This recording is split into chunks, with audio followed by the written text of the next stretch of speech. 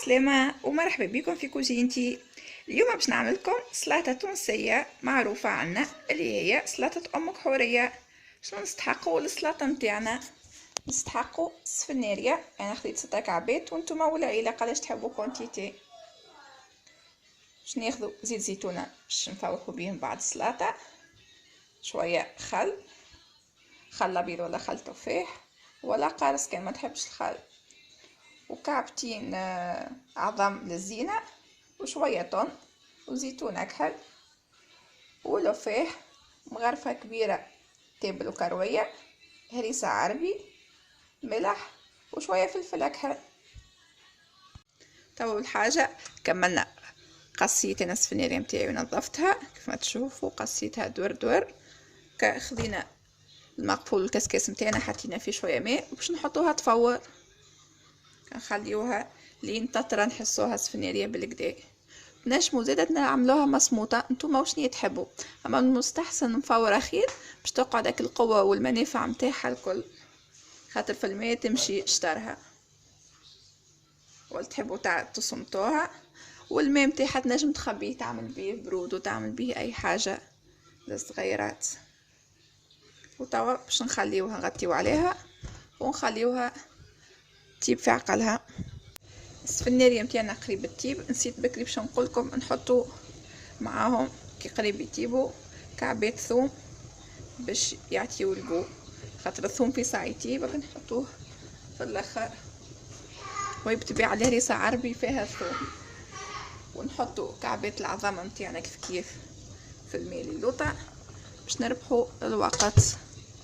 بسم الله. كما طابت السفنارية متاعنا كعبات العظام طابونا، ونحطو في الماء شوية ملح زادة. طابت السفنارية متاعنا، تو ناخدو فرشيطة ونغفصوها، ولا نجمو حتى نخليوها هكا ونفوحوها احنا شنو نحبو.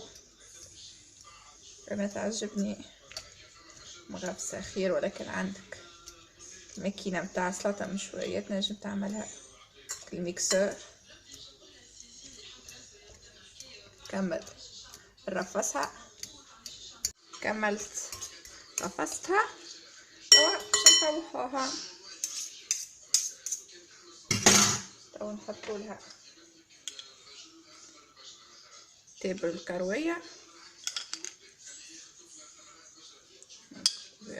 والهريسة، مش نحط الكل حتى نذوقش ما تجينيش خاطر حارنا الهريسة.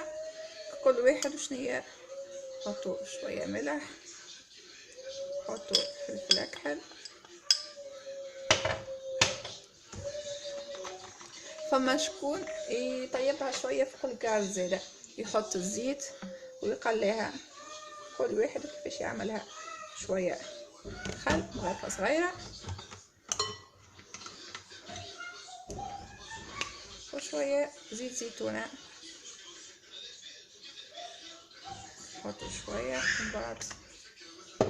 شوفوا احنا والملوحية واحنا ونخلطوا السلطة متاعنا.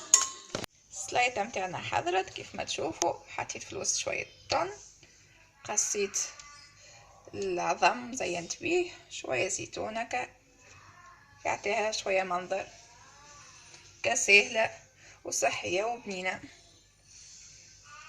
واللي ما يعرفهاش هذيا سلطتنا التونسية أم كحورية، ان شاء الله تجربوها، وان شاء الله عجبتكم الروسيت.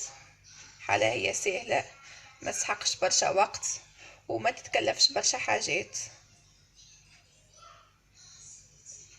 صحة وبالشفا ليكم. وما تنسيوش كان اول مرة تتفرجوا فيا باش تضغطوا على سابوني وعلى الجرس اللي بحذا سابوني باش ديما يجيكم جديدي، وان شاء الله نتقابلوا في وصفات جديدة. باي باي.